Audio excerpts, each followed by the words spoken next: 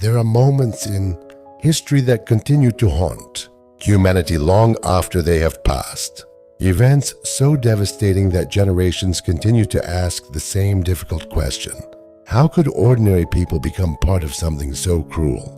Among the darkest chapters ever recorded, the Nazi concentration camps remain one of history's most disturbing reminders of what can happen when hatred is transformed into government, policy, and human life loses all value. Today, the words concentration camp immediately bring to mind images of barbed wire fences, guard towers, overcrowded barracks, and survivors whose stories still shock the world. Yet the system behind these camps did not appear overnight. It was built gradually, one decision at a time, through propaganda, discrimination, fear, and the steady removal of basic human rights. Long before millions of innocent people were imprisoned, the foundations had already been laid inside German society.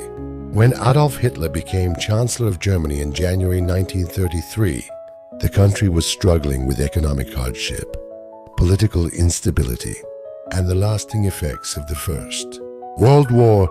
The Nazi Party promised national unity, economic recovery, and the restoration of German pride. Many citizens believed these promises would create a stronger future. Few could have imagined how quickly those promises would evolve into one of the most brutal systems of persecution the world had ever seen. Only weeks after taking power, the Nazi government began eliminating political opposition. Emergency decrees allowed authorities to arrest individuals without trial, silence newspapers, and dissolve organizations viewed as enemies of the state. Thousands of political opponents disappeared into newly established detention centers. These early facilities marked the beginning of what would later become an enormous network of concentration camps. One of the first and most significant camps was Dachau, established in March 1933 near Munich. Officially, it was described as a place for protective custody, suggesting that dangerous individuals were being isolated for public safety. In reality, it became a testing ground for methods of imprisonment, intimidation, and control that would later spread across occupied Europe. Guards developed routines of discipline through fear, while prisoners quickly learned that survival depended on complete obedience. During these early years, most prisoners were political opponents: communists, social democrats, journalists, trade union leaders, professors, and anyone suspected of criticizing the Nazi government risked arrest. Many had committed no violent crime. Their greatest offense was expressing opinions that challenged the regime. As Nazi power expanded, so did the list of people considered enemies. Jewish citizens became the primary targets of increasingly harsh discrimination. New laws restricted where they could work, study, own property, or even socialize. Businesses were boycotted. Professional careers ended overnight. Families that had lived in Germany for generations suddenly found themselves treated as outsiders in their own homeland. But persecution did not stop there. Roma and Sinti communities were labeled as racially inferior. Disabled individuals became victims of policies that falsely claimed certain lives were less valuable than others. Homosexual men were arrested under discriminatory laws.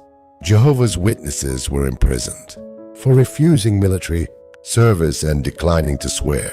Loyalty to Hitler, religious leaders who criticized the regime faced punishment. Resistance members from occupied countries would later join them inside the camps. Each new law made discrimination appear more acceptable.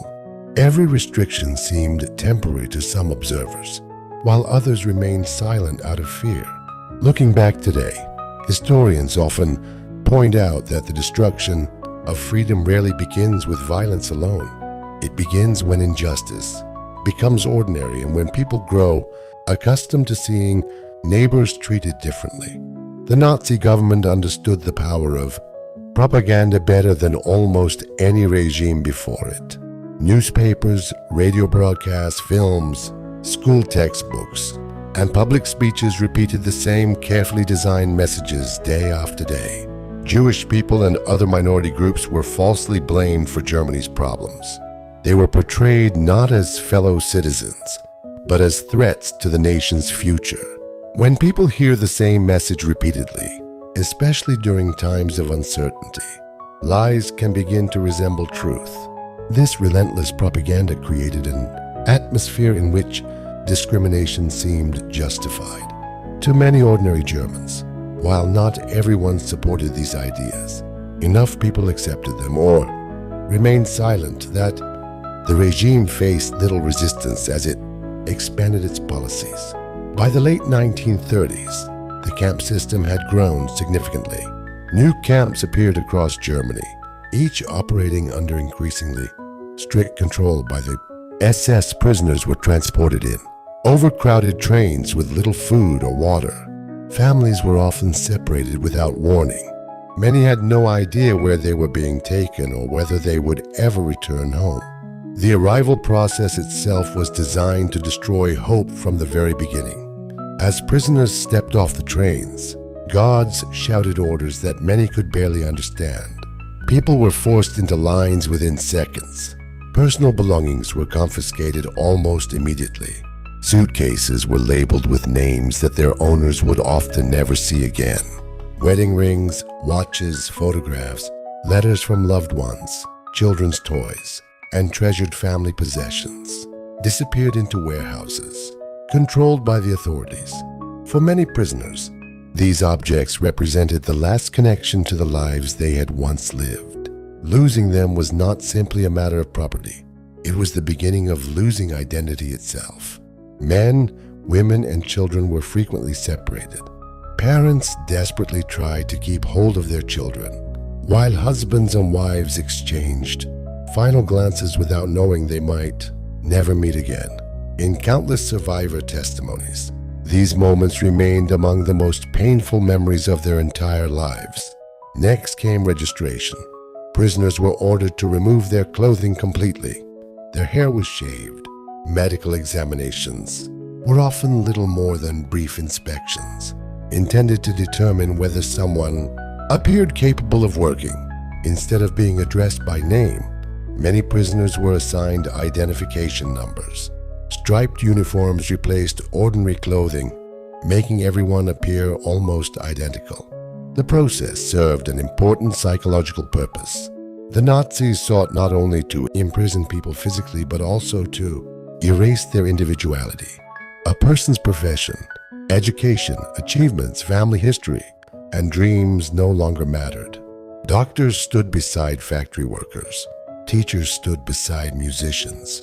Business owners stood beside students. Inside the camps, every prisoner became part of a system designed to reduce human beings to numbers. The camps themselves were surrounded by multiple layers of barbed wire fencing, guard towers equipped with machine guns, floodlights that illuminated the grounds throughout the night, and heavily armed patrols. Escape was almost impossible. Even attempting to flee often resulted in immediate execution. For those who had just arrived, the terrifying reality was only beginning. Every sunrise would bring another battle to survive. For those who survived their first day, reality quickly settled into a routine that was almost impossible to endure. Time inside the camps no longer followed the rhythm of ordinary life. Days were no longer measured by calendars or clocks, but by roll calls, exhausting labor, hunger, and the constant struggle to stay alive until morning. Before sunrise, prisoners were awakened by whistles, barking dogs, or guards shouting orders across the barracks. Sleep offered little comfort. Hundreds of people were often packed into wooden buildings designed for far fewer occupants. 3 or 4 prisoners sometimes shared a single bunk built from rough wooden boards. Mattresses were rare, blankets were thin, and during winter, the freezing air found its way through every crack in the walls. Disease spread with terrifying speed.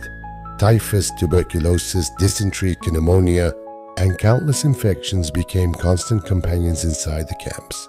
Basic sanitation barely existed, Clean drinking water was limited, toilets were overcrowded, and medical care was almost non-existent. Even illnesses that would have been easily treated outside, the camps frequently became fatal. Yet sickness rarely excused anyone from work. One of the first daily rituals was the morning roll call, known in German as Appell. Thousands of prisoners were forced to stand in perfect rows while guards counted them repeatedly. What should have taken only a few minutes often lasted for hours. Rain poured, snow accumulated beneath their feet. Freezing winds cut through their thin uniforms. Still, nobody was allowed to move. If the numbers failed to match the camp records, the counting simply began again. Sometimes prisoners remained standing, long after sunrise, while exhausted workers struggled to stay conscious. Anyone who collapsed could be beaten, dragged away, or left where they had fallen. Even the dead were sometimes counted. Historical records describe occasions when prisoners who had died during the night were carried outside and placed upright among the living so that the official count remained accurate before their bodies were removed. After roll call came forced labor. The Nazis viewed prisoners as a resource that could be exploited until they were physically incapable of working. Across occupied Europe, concentration camps became deeply connected to Germany's wartime economy. Prisoners built roads, railways, military bunkers, underground factories, bridges, and defensive fortifications. Others worked inside mines, quarries, steel plants, chemical factories, and ammunition facilities. Several major German companies used forced labor supplied by the SS. To the Nazi leadership, prisoners were considered expendable. When one worker died from exhaustion or disease, another transport could simply replace them. The work itself was intentionally brutal. Some prisoners carried enormous stones up steep hills for hours, only to carry them back down again without any practical purpose. Others dug trenches that were filled in the next day before being ordered to dig them again. These meaningless tasks were designed not only to exhaust the body but also to destroy morale. Food was never sufficient. A typical day's ration often consisted of a small piece of dark bread, a cup of weak coffee substitute in the morning, watery soup at midday, and perhaps another small portion of bread or margarine in the evening. For someone performing heavy physical labor for 12 or more hours a day, these meals provided only a fraction of the calories needed to survive. Hunger soon became an obsession. Former prisoners later described thinking about food almost every waking moment. They exchanged recipes from memory, spoke about family dinners they had once enjoyed, and imagined ordinary meals that suddenly seemed like impossible luxuries. Some admitted they could no longer remember the faces of distant relatives as clearly as they remembered the taste of fresh bread. As starvation progressed, bodies changed dramatically. Muscles disappeared. Cheekbones became sharply visible. Legs weakened. Simple tasks, such as climbing onto a bunk or lifting a bucket, became exhausting. Those who could no longer keep pace with work details often faced selections that could determine whether they lived or died. Violence surrounded every aspect of camp life. Some guards beat prisoners without any apparent reason. Others used punishment as entertainment or as a demonstration of authority. Minor mistakes could lead to severe consequences. A button missing from a uniform, speaking without permission, moving too slowly, or looking directly at a guard could result in public beatings, hours of additional punishment, or confinement under horrific conditions. Fear became part of every decision. Prisoners learned to speak quietly, avoid unnecessary attention, and anticipate the moods of individual guards whenever possible. Survival often depended as much on luck as on personal strength.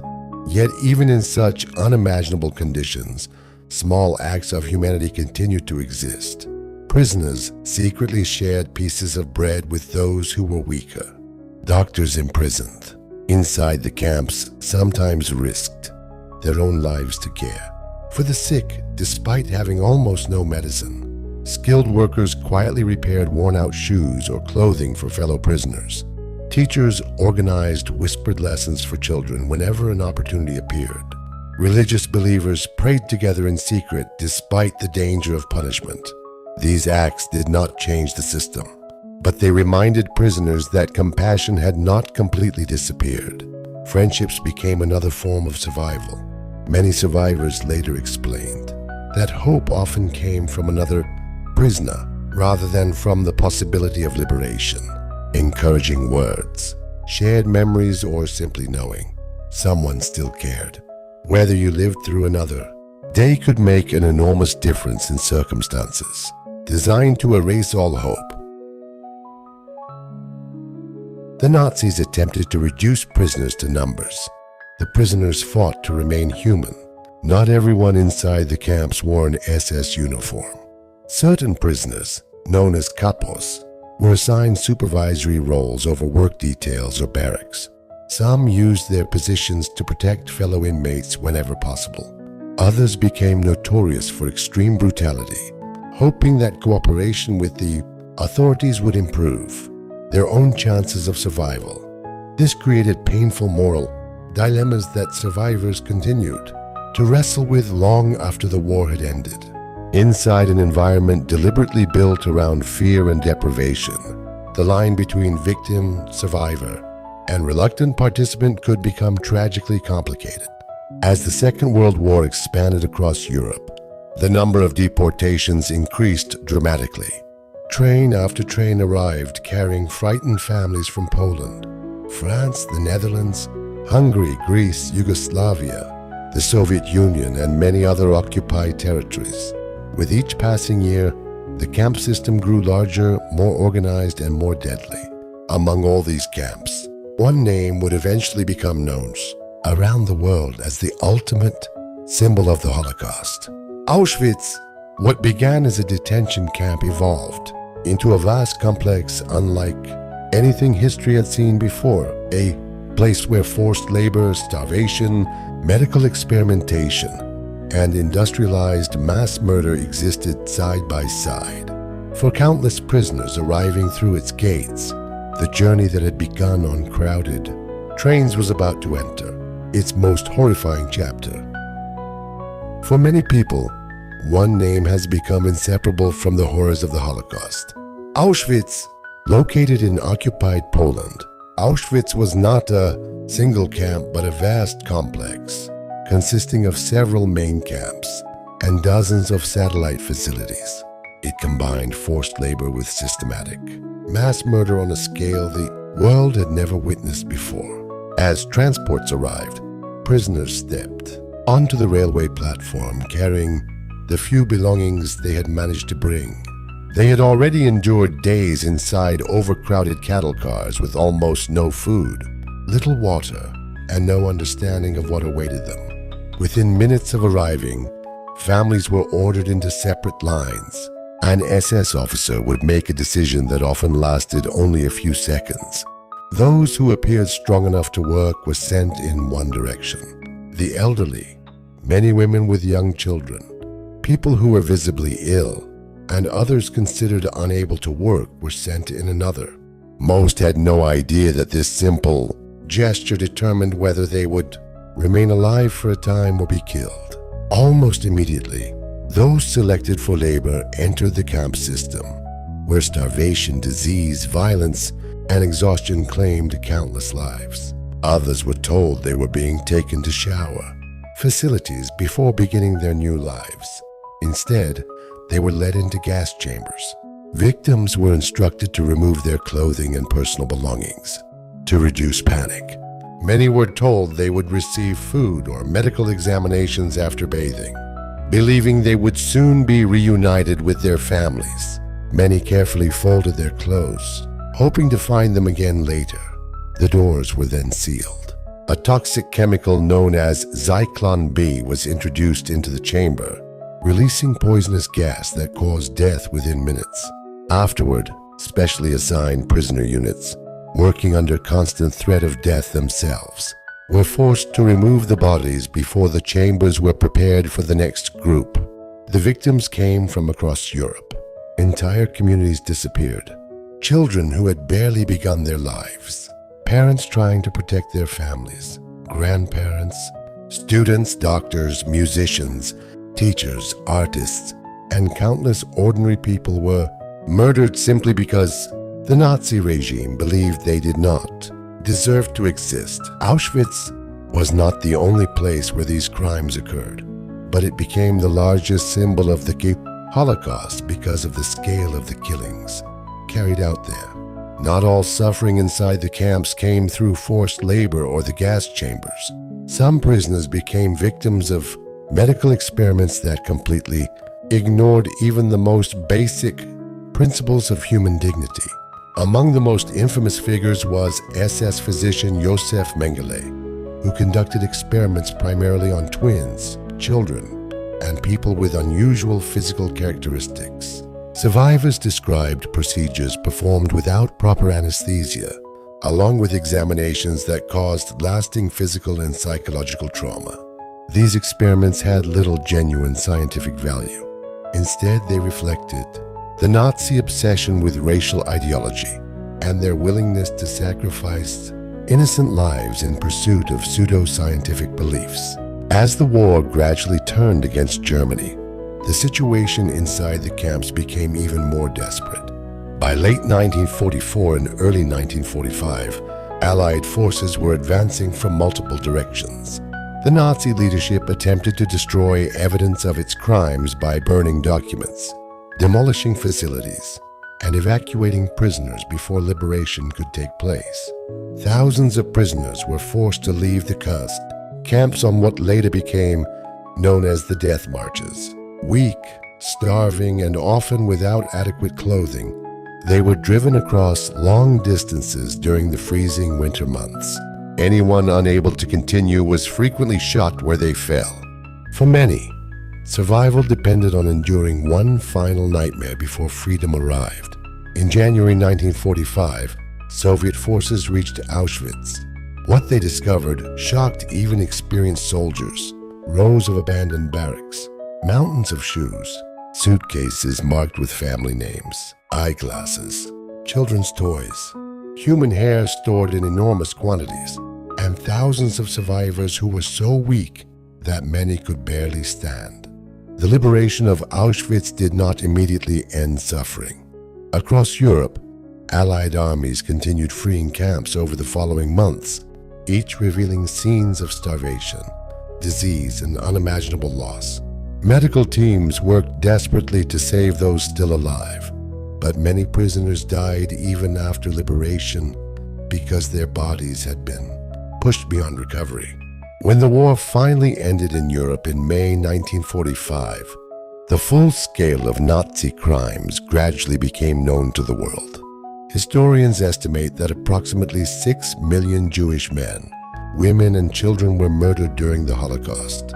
Millions of other victims, including Roma and Sinti people, disabled individuals, Soviet prisoners of war, political prisoners, resistance members, homosexuals, and many others, also suffered persecution, imprisonment, or death under Nazi. The concentration camps were not the result of a single decision made in a single day. They were built step by step. Rights were removed one law at a time. Hatred was normalized one speech at a time.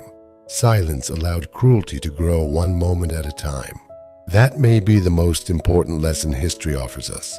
The Holocaust reminds us that societies rarely collapse into unimaginable violence overnight. Instead, it often begins with prejudice left unchallenged, misinformation accepted without question, and the gradual loss of empathy for those who seem different from ourselves. Today, many former camps have become museums and memorial sites. Visitors walk through the same gates, barracks, and railway tracks where millions once faced uncertainty, fear, and unimaginable suffering. These places exist not to preserve hatred, but to preserve memory, because memory carries responsibility. Every generation inherits the duty to remember what happened, to recognize the warning signs of intolerance, and to defend the dignity and rights of every human being. History cannot be changed, but understanding it may help ensure that tragedies like these are never repeated.